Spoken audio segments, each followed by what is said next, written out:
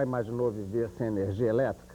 Para início de conversa não dava nem para a gente conversar, porque afinal de contas o seu aparelho de televisão não estaria ligado.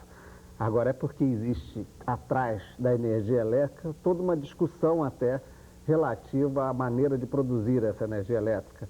Os que defendem a energia nuclear consideram uma energia limpa, porém os ambientalistas falam de todo o dejeto, o resultado final dessa energia nuclear também. Teremos ainda a ver que os recursos hídricos também produzem uma questão de meio ambiente. Para discutir esse tema, a ecologia e o desenvolvimento do homem, a possibilidade do homem se dar em desenvolvimento numa natureza preservada, é que nós vamos fazer o programa de hoje. Trouxemos para discutir esse aspecto de meio ambiente e desenvolvimento e função do homem, inicialmente o Dr. Mário Ramos, que é presidente do Conselho de Meio Ambiente da Federação das Indústrias do Estado do Rio de Janeiro e integra também a Comissão de Meio Ambiente da Confederação Nacional das Indústrias. Ao meu lado, o Fernando de Almeida, que é presidente da FEEMA, que é a fundação que cuida do meio ambiente aqui no Estado do Rio de Janeiro. A meu lado direito, o Paulo Sérgio Moreira da Fonseca, que é gerente de meio ambiente do Banco Nacional de Desenvolvimento Econômico e Social. E, por fim, o Geraldo Luiz Lino, que é consultor de meio ambiente, uma profissão que vem ganhando corpo agora com a preocupação ambientalista.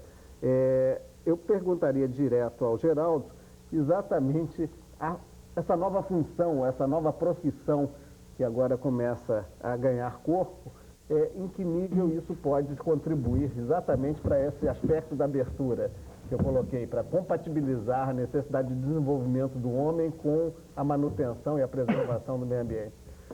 Bom, para início de conversa, essa profissão que você citou, do consultor de meio ambiente, esse nome eu considero um tanto quanto pomposo, porque na verdade o que nós temos são profissionais de áreas diversas,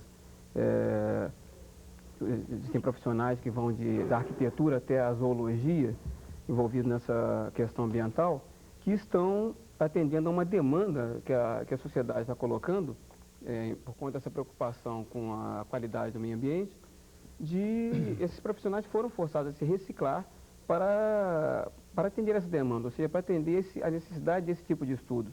Não existe um profissional que você pode chamar de ambientalista ou especialista em meio ambiente. Você tem, de um modo geral, um técnico, no meu caso, eu sou geólogo, e passei a me dedicar ao estudo dos impactos ambientais ocasionados pelas diversas atividades humanas. Então você tem são diversos profissionais dessas áreas que especializaram nesse tipo de estudo. Vindos de vários tipos de formação. Justamente. E, inclusive, essa diversidade de origens de formação tem acarretado uma série de problemas, como, por exemplo, a inexistência de uma linguagem comum, que esses profissionais todos, quando são alocados numa equipe única, eles encontram dificuldades para falar uma linguagem comum. Não existe, digamos assim, um ambientalês. Isso não existe ainda. Isso está sendo... Ainda bem, né? Bom, ainda bem, né? Tantos problemas, exato, né? É verdade. Mas o que acontece é que você tem os grandes especialistas... Quer dizer, você não tem especialistas em meio ambiente. Você tem esses profissionais que são especialistas de áreas diversas, e você tem também um tipo de profissional que é mais autodidata, que são o que nós poderíamos chamar de nossos grandes ambientalistas, que todo mundo conhece, é o professor Rabissab, é o professor Bigarella, que quando você tem um problema aí mais amplo, que exige uma visão mais abrangente, um conhecimento mais profundo, mas de maneira sendo colocado de uma forma mais abrangente, você convoca logo esses profissionais, mas são todos eles autodidatas. De modo geral, são oriundos, são pessoas que têm adquirido essa visão com a sua experiência profissional ao longo do tempo, e são pessoas que não têm uma formação assim muito específica, por exemplo, esse pessoal das ciências naturais. Mais com o gosto da natureza e a observação. Exato, exatamente. A partir das suas questões. Eu colocaria, Paulo Sérgio, até um aspecto, me parece que essa gerência de meio ambiente do BNDES é até uma iniciativa mais ou menos recente. É uma preocupação que nós poderíamos dizer que se reflete até na concessão de um financiamento do BNDES para a indústria, é a preocupação já com o meio ambiente? Perfeito, André. Quer dizer, essa preocupação nossa, na realidade, o BNDES não é um neófito nessa questão ambiental, né? Embora a gerência tenha sido criada em julho do ano passado, quer dizer, o banco, desde a década de 70, após a conferência lá de Estocolmo, após a criação da SEMA, vem se preocupando com a questão. Nós, em 76, firmamos um convênio com a SEMA, no sentido de seguirmos a orientação daquela secretaria com relação aos aspectos ambientais. Na década de 80, quer dizer, um contato maior nosso com o Banco Mundial, essa preocupação veio se aprofundando dentro do BNDES e ela foi crescendo na década de 80 ao ponto de criar-se a gerência no ano passado. Nós, desde 85, temos um programa de controle ambiental no banco, financiamento para controle ambiental. Já investimos mais de 500 milhões de dólares, quer dizer, com projetos dessa natureza. E, na realidade, agora, quer dizer, com essa questão do meio ambiente, na evidência que ela atingiu, né, isso consolida a posição do BNDES com relação a esse aspecto dos seus projetos. Nós temos sido bastante rigorosos no sentido de exigirmos dos empresários que esses aspectos ambientais sejam realmente atingidos quando a implantação dos projetos ou expansão, e eu acho que essa é uma tendência crescente, quer dizer, no mundo inteiro, quer dizer, o que eu vejo hoje em dia é cada vez mais, quer dizer, não só, quer dizer, bancos como o BNDES, órgãos como o FEMA ou entidades de classe se preocuparem mais com isso, né, consultoria surgindo, né, isso realmente é uma satisfação para a gente ver que essa questão ambiental, que foi durante um longo tempo tratada como sendo, digamos, uma variável menor na decisão de alocação de recursos, ser hoje em dia tratada, quer dizer, mesmo nível que se discute tecnologia, fatores de retorno de capital, etc. E tal. Eu aproveitar a sua dica da questão dos órgãos de classe para colocar para o Dr. Mário Ramos aí essa questão da indústria e da sua relação com o meio ambiente. Normalmente o industrial é o vilão da história, até porque a tendência é que uma grande indústria produza elementos poluentes, seja do ar ou seja de águas, né, pelo processo industrial. O senhor acredita que essa marca ou esse estigma contra os industriais ainda tem uma certa razão de ser ou já dá para dizer que é mais lenda? Eu diria que é uma lenda, mas não sei por que nós fomos escolhidos como vilão dessa história toda. Eu acho que não procede. Nós temos uma consciência bastante definida quanto a essa definição, quanto a esse ponto de defesa do meio ambiente. Constituímos um conselho dentro da Firjan, que se compõe de várias indústrias, vários empresários estatais, como Siderúrgica Nacional, particulares, como Cenamid, White Martins, IQR, Dupont e outros.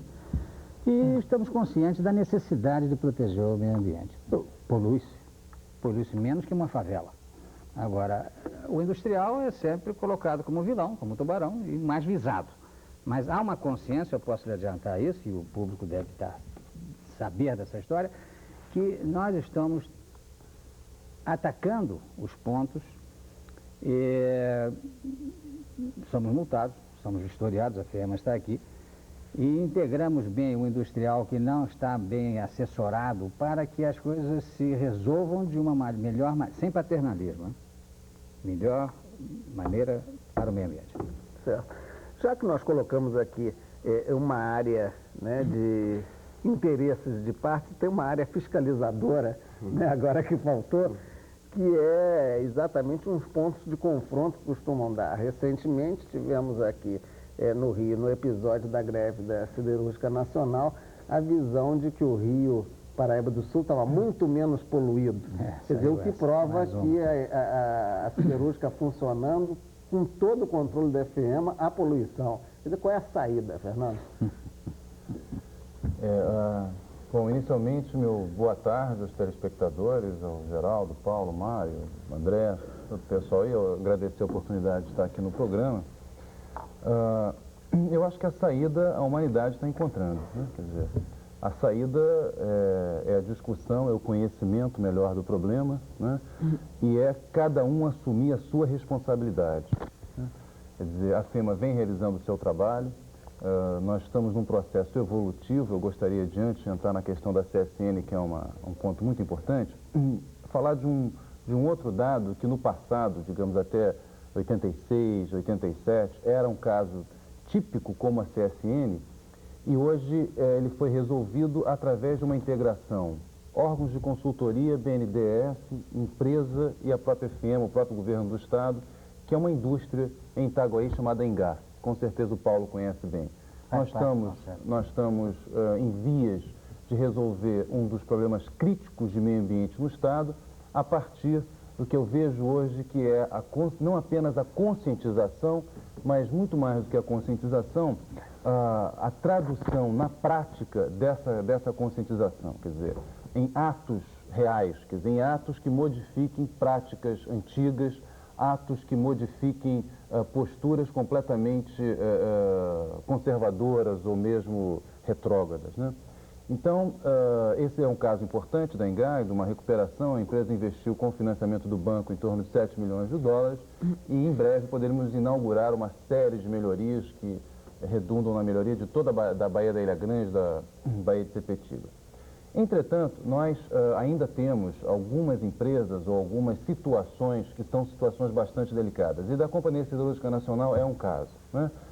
Temos que levar em consideração que a companhia é muito antiga, onde justamente na época em que ela iniciou a trabalhar... Não havia essa preocupação? E mais do que isso, qual era o símbolo do desenvolvimento? Era a chaminé com a fumaça. Né? Hoje o símbolo não existe mais esse símbolo. Esse símbolo ele foi abolido pela humanidade, né? Teremos agora a Conferência Mundial de Meio Ambiente em 92 e nós, por exemplo, já estamos atuando em questões fundamentais que são absolutamente inéditas, né? Como é o controle da poluição do ar nos túneis, né? Quer dizer, então, agora, o caso da Companhia Siderúrgica Nacional é um problema de recurso da própria companhia. E nós atuamos, né, em todas as vertentes possíveis, institucional, legal, de penalidades, de interdições. O próprio governador Moreira Franco entrou nessa questão pessoalmente, inclusive com solicitação de recursos para a companhia. A própria FEEMA tem feito isso ao Banco Mundial. Tivemos aqui uma série de reuniões, porque o que nós queremos é a solução. Nós não queremos a discussão, nós não queremos mais nada do que o Rio Paraíba forneça para o estado do Rio de Janeiro, que é o estado de um rio só, né, uma água de boa qualidade. Ela hoje é de boa qualidade, nós temos conseguido uma série de itens de recuperação. Sem querer me estender, o Norte Fluminense já houve o retorno do pitu e do camarão, com atuação lá nas indústrias de álcool e de açúcar, né? Acima da Companhia Siderúrgica Nacional já está voltando o piau, né? A partir da nossa atuação e a partir do entendimento de várias indústrias, como Cianamides, Xerox, IQR, várias indústrias que implantaram sistemas de controle que montam a vários milhões de dólares. Agora, o caso da CSN, infelizmente, ainda é um problema sério, que o governo tem que enfrentar, e aqui vai um chamamento, aproveitando a presença do representante do BNDES, um chamamento ao governo federal. Não é apenas uma questão simples de poluição, mas é a água que 10 ou 12 milhões de pessoas se abastecem. E realmente, quando a CSN parou, ficou nítido através de amostragens o que estava acontecendo. Vamos aproveitar que você colocou uma questão relativa à Siderúrgica Nacional, que me parece uma questão também de caráter decisório no momento político brasileiro. Não se trata, evidentemente, de fechar nenhuma indústria, como você bem colocou, mas a tentativa de solucionar a poluição. Parece que esse vem a ser o dilema, e eu acho que esse é o aspecto para a gente começar a discutir agora, Geraldo. O dilema exatamente do crescimento ou de desenvolvimento da preservação do meio ambiente. Na última reunião da SBPC no Rio Grande do Sul, esse foi um tema, quer dizer, o homem pode não acabar sendo aí, de certa maneira, massacrado pela preservação do meio ambiente. Eu abri com a questão da energia elétrica, quer dizer, em nome da preservação você não tem desenvolvimento. Como dá para compatibilizar, então, os projetos de desenvolvimento, permitindo o próprio desenvolvimento? Veja bem, na minha opinião, desenvolvimento econômico e preservação do meio ambiente não constitui absolutamente expressões antagônicas, muito pelo contrário. Tudo depende, antes de mais nada, do tipo de projeto nacional que você tem, ou seja, de como as atividades humanas vão se inserir no tipo de sociedade que você tem. Se você tem uma sociedade que é uma sociedade educada, uma sociedade que pauta o seu desenvolvimento sobre o desenvolvimento, o aperfeiçoamento do conhecimento da natureza, o aperfeiçoamento do conhecimento dos processos pelos quais o homem intervém na natureza, pelos quais o homem transforma a natureza, ou seja, ciência e tecnologia, você tem cada vez melhores possibilidades de poder conciliar essas duas esferas da atividade humana. Veja bem, eu estava conversando aí há pouco com o Dr. Mário e eu definia a ele a poluição como sendo um resíduo indesejado de um processo de transformação de matérias-primas. Pois essa poluição é tanto maior quanto mais atrasado é o processo tecnológico que você emprega nesse processo de transformação. Então, se você tem, na minha opinião, a questão da poluição, do impacto sobre o meio ambiente será cada vez menor à medida em que o conhecimento científico e tecnológico da civilização humana for se ampliando. Então, você acaba chegando num estágio em que você vai ter... Evidente que toda atividade humana sempre causa impacto sobre o meio ambiente. A vida em si, o próprio processo de evolução da vida ao longo do tempo, é um processo transformativo. Ele age sobre o meio físico. A gente poderia dizer até que no caso do oxigênio, uma poluição dos micro-organismos do mar que nos permite a vida. Justamente, o surgimento dos organismos produtores de oxigênio constituiu a primeira grande poluição em larga escala na história da biosfera. Bastante benéfica. Essa, para nós, bastante benéfica. Eu pegaria esse seu aspecto para colocar ao Dr. Mário Ramos uma questão pertinente. O desenvolvimento científico, sabemos nós, ele custa dinheiro. Automaticamente, se nós admitirmos essa questão, como o Geraldo está colocando, que é possível com o desenvolvimento da ciência e tecnologia produzir sem poluir, isso representará um custo. Não é essa tal da discussão que eu colocava no início, quer dizer, como compatibilizar um crescimento e um custo industrial, né, de maneira até a propiciar um benefício social no final da ponta, com esse desenvolvimento da ciência e tecnologia, principalmente no quadro atual que a gente vê que o estímulo à ciência e tecnologia já não é tão forte. Olha, eu não acredito que nós possamos chegar a um ponto de não poluir. Haverá um desenvolvimento tecnológico, científico e tecnológico aprimorando os despejos, a emissão de NO2, SO2, diminuir essa poluição. Agora, não há condição. Eu acredito que a poluição vai continuar, entretanto, controlada e reduzida. Agora, estímulos, você falou muito bem, está aqui o homem do dinheiro. As indústrias, digamos, tenhamos aqui no Brasil 300 mil indústrias de transformação. 1% de multinacionais e grandes indústrias que podem investir com recursos próprios. E 99% de pequenas e médias empresas que não têm condições de emitir. Colocar dinheiro agora nessa... Até porque o produto encareceria ao ponto de não ter nível de concorrência. Exatamente. Nós temos uma situação muito séria, nós temos uma nova política industrial, isso tudo tem que ser muito bem analisado, está sendo estudado no nosso conselho, na federação, e eu acho que isso responde a sua pergunta. Eu queria, com todo respeito, discordar um pouquinho do Geraldo, porque eu acho que tem algumas questões, apesar de que a gente na FEMA trabalha fundamentalmente com base legal, tecnologia, conhecimento, é um órgão técnico, né, e bom senso, e capacidade de negociação, né, de uma visão moderna do gerenciamento ambiental, mas eu acho que o próprio modelo de desenvolvimento ele tem que ser repensado, e a gente tem que estar sempre refletindo sobre isso, principalmente quando cai o Muro de Berlim, né, quando o mundo inteiro é contra uma invasão, como foi lá está sendo no Kuwait e tal. Eu acho que a gente tem que repensar algumas coisas. A primeira que eu queria colocar é o modelo energético, né?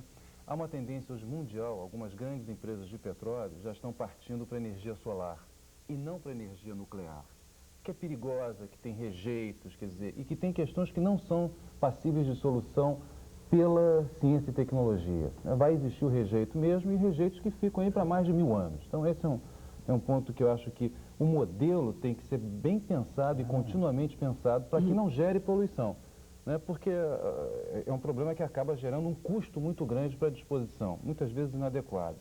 E a segunda questão que eu acho importante que nós comecemos a discutir no momento em que a Guerra Fria vem acabando, quer dizer, em um momento em que a população, a humanidade deve investir novamente no ser humano, quando se gasta em torno de $1 bilhão por dia em armamento nuclear, é todo o modelo que leva à indústria bélica, né? Eu acho que isso é uma questão que deve começar a acabasse com a indústria bélica e colocasse para despoluir as indústrias, mas teríamos um belo avanço. Para você ter uma ideia, nos Estados Unidos hoje, dos maiores cérebros da área técnica que vinham, você sabe disso, né, Paulo? Que vinham trabalhando na parte bélica, com a redução dos conflitos mundiais, estão passando para a área ambiental, criando nova tecnologia, criando alternativas de outras formas de energia e assim por diante. E fazer uma observação que quando se trabalha em meio ambiente, seja aqui na Austrália, em lugares, digamos assim, mais desenvolvidos, no aspecto mais amplo, Escandinávia, Califórnia, sempre se trabalha com a chamada capacidade de absorção da natureza.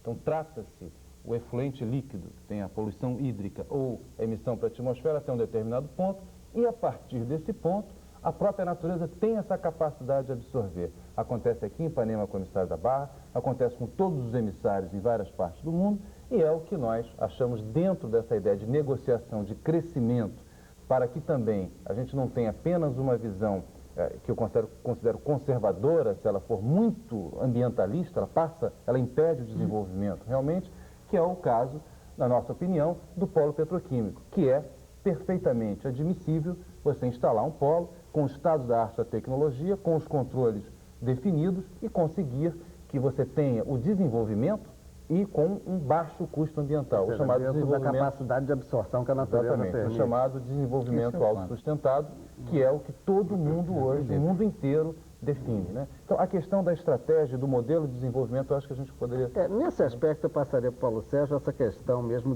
de modelo, ainda com o reflexo da parte internacional.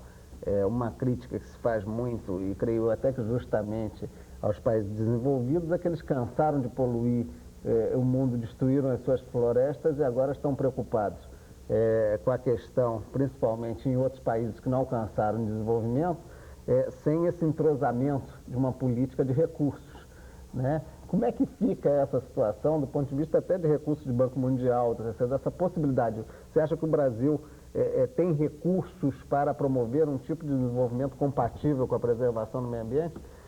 André, tem várias questões aí. Eu vou começar pelo início da tua apresentação. Eu acho o seguinte, a questão dos modelos de desenvolvimento, quer dizer, eles nunca deram conta dessa coisa da variável ambiental, quer dizer, tanto os de cunho socialista quanto os de cunho capitalista, né? A variável ambiental sempre foi uma variável menor na discussão desses modelos.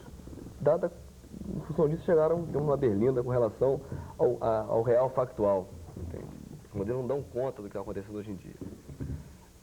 Essa razão, quer dizer, esse fato aliado com o próprio quadro de degradação que se observou nas últimas décadas, levou, quer dizer, que, como o Fernando já falou aqui, quer dizer, que se desenvolvesse um conceito de desenvolvimento, um desenvolvimento sustentado, que surgiu com a IUCN no fim da década de 70 e foi aperfeiçoado pelo relatório chamado Nosso Futuro Comum, quer dizer, que foi realizado com a coordenação da ministra do Meio Ambiente da Noruega, a Gro Brundtland.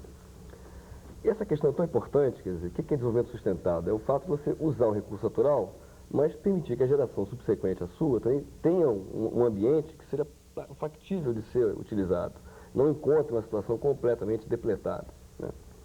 Isso é tão importante, essa coisa é tão importante, que essa conferência 92, a ECO 92, vai acontecer no Rio de Janeiro, no Brasil, quer dizer, a segunda depois da de 73 na Estocolmo, ela é centrada na questão do desenvolvimento sustentado, quer dizer, o principal objetivo da conferência é trazer, quer dizer, a questão do meio ambiente para o centro da discussão do procedimento econômico, né? Esse é o principal objetivo dessa conferência.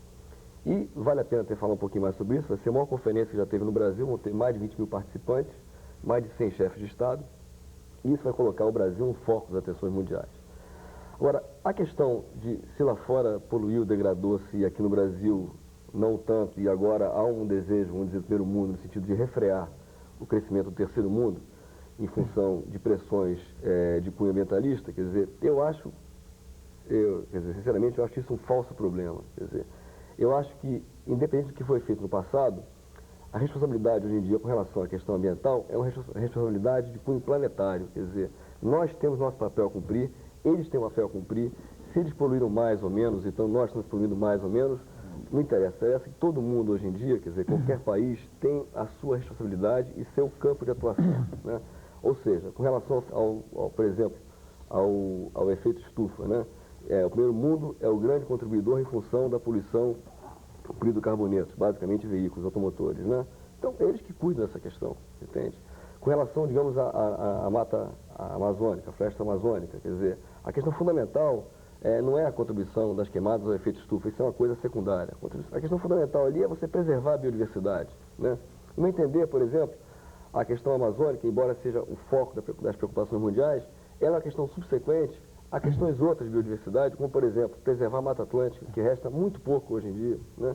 Preservar, por exemplo, não no caso do Brasil, a floresta oriental de Madagascar, que são ecossistemas inteiros que estão em fase de extinção, né? Então, Eu acho, quer dizer, com relação à parte final da sua questão, quer dizer, a visão nossa, quer dizer, a minha visão particularmente, é o seguinte: cada um tem sua responsabilidade, quer dizer, a questão não é dizer que você fez isso, então agora eu posso fazer também, quer dizer, se você poluiu, eu para me desenvolver tenho que poluir também. Não, a questão é nós discutirmos um novo modelo de desenvolvimento, né, e a partir desse novo modelo, cada um dos países, em função das suas respectivas responsabilidades, avançarem nesse sentido, né? Sim, mas no ponto de vista mesmo que eu coloquei também na pergunta desses recursos mundiais, porque afinal de contas não se tratava de imitar o desenvolvimento arrasador que países do primeiro mundo fizeram, mas até que ponto, que compensação eles poderiam dar no que já destruíram para evitar que a gente não tenha recursos para evitar a destruição. Quer dizer, o Banco Mundial, você vê possibilidade de negociações no sentido de a gente ter recursos, como o Dr. Mário colocava, essa questão, a indústria precisa desses recursos, verdade? Olha, o Banco Mundial, por exemplo, está colocando à disposição do BNDES uma linha de crédito entre 100 e 200 milhões de dólares para financiar controle de poluição industrial em 8 estados da federação, basicamente a região sul-sudeste. Ele recentemente concedeu um dinheiro aí, se não me engano, algo da ordem de 117 milhões de dólares para o IBAMA-SEMA, no sentido de gabaritar as unidades estaduais e demarcar parques, quer dizer, coisas mais de cunho, vamos dizer, institucional, né? O nosso seria mais dinheiro voltado à questão de controle de poluição industrial. Ocorre que o timing dessa questão, a questão não é questão de dinheiro, o banco tem dinheiro. Quando o Fernando colocou a coisa da CSN, com relação a tentar angariar fundos junto ao Banco Mundial, o BNDES colocou à disposição da CSN, em 88, não só a CN, mas a CST, a Uzi Minas, algo da ordem de 125 milhões de dólares. Mas problemas ligados ao endividamento público, resolução 469 do Banco Central, atual 1778, impediram que esse dinheiro fosse concedido, né? Muito bem. A CSN tem problemas sérios de endividamento. Quer dizer, eu sou um banco público, o BNDES é um banco público, mas ele tem um funding. Eu capto recursos com custo. Eu não tenho verba. Eu trabalho... Não é um fundo perdido. Eu trabalho no mercado como um banco comercial particular. Entendeu? Então, essas questões, de certa forma, impedem também que você tenha uma atuação, vamos dizer, mais voltada ao papel estrito de Estado. Quer dizer, se eu trabalhasse com recurso jurídico fiscal, certamente eu poderia atuar, vamos dizer, dar um empréstimo gravoso à CSN, por isso do BNDES. Mas o que ocorre na realidade é o contrário dessa situação. Então, quando o Banco Mundial nos coloca, quer dizer, dinheiro na ordem de 200 milhões de dólares para o BNDES apoiar uma série de projetos, a questão que se coloca, quer dizer, por exemplo, nós precisamos, o BNDES, só pelo fato de ter dinheiro, não vai resolver o problema da poluição do Brasil. Quer dizer, existe uma necessidade de uma interação com o poder, por exemplo, fiscalizador, no caso FEMA, aqui no Rio, CETESB em São Paulo, FATMA, etc. e tal. Se esses órgãos atuarem no sentido de forçar as empresas a realizarem uma série de projetos, aí eu discordo do Dr. Mário, né? Muitos projetos desses não se realizam, quer dizer, então você fica com dinheiro parado, pagando comissão de compromisso, entende? E a coisa não se efetiva, o controle ambiental de fato não se efetiva. Obviamente, quer dizer, essa consciência evoluiu muito por parte das empresas. Hoje em dia as empresas procuram fazer um trabalho de controle ambiental em função principalmente da sua imagem. Qual o prejuízo, por exemplo, vai ter a Exxon com o desastre da Exxon Valdez no Alasca, na sua imagem? Mais que os dólares a imagem. Mas não dá aí para você, é uma coisa difícil. Isso é uma preocupação das indústrias, né? Bom, sempre mas ele citou só multinacional e grandes empresas. E ele não me respondeu o problema da pequena e média empresa. E essa é fundamental. Se você tem 300 mil empresas transformando, você tem 1% só de grandes e 99% pequenas, como é que você vai resolver esse problema? Tem que tirar dinheiro de vocês, que nós não temos para dar. Mas o BNDES tem uma linha de exposição das empresas nesse sentido, atuando via banco de investimento e banco de desenvolvimento, aquela linha POC nossa, quer dizer, a aplicação direta. Agora, só registrando 2 pontos importantes aqui. Que Nós já estamos com o tempo estourado aí, já estamos no final. Estamos no final dessa questão do tempo estourado. Eu quero agradecer a presença de todos, infelizmente, né, na hora que estava esquentando. Ia esquentar agora. De qualquer maneira, ficou o ponto de cobrança aí. E eu creio que a sociedade, que afinal de contas é a principal interessada nessa nossa discussão, já possui mais elementos, inclusive, para ter um juízo crítico ou cobrador, né, das autoridades e dos industriais e até dos ambientalistas, talvez, na definição dessa questão de modelos. Bem, eu agradeço a presença também de vocês. Deixo à disposição a Caixa Postal 3916 para qualquer sugestão ou dúvida e até a semana que vem.